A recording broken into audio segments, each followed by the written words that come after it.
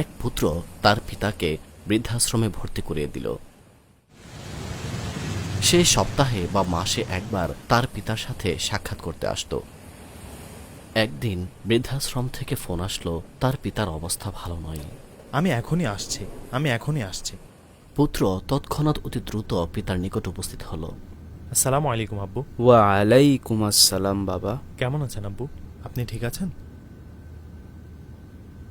আপনি আমাকে স্মরণ করেছেন? বলুন, আমি আপনার জন্য কি অ্যারেঞ্জ করতে পারি?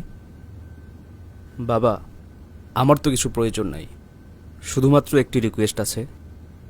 আব্বু, কিসের রিকোয়েস্ট?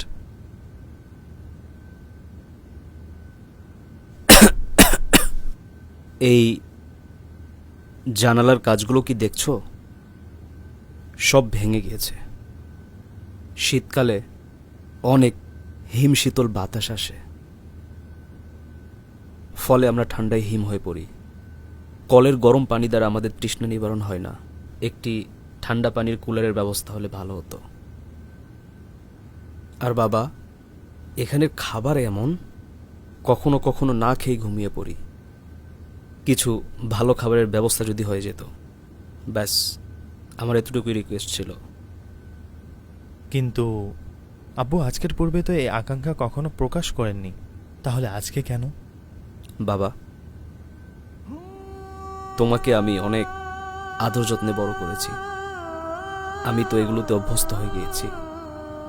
কিন্তু যখন তোমার সন্তান তোমাকে এখানে রেখে যাবে, তখন তুমি কিভাবে সহ্য করবে?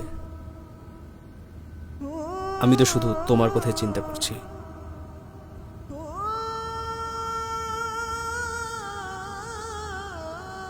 আব্বু চলেন, বাড়িতে চলেন, আমার সাথে চলেন আব্বু।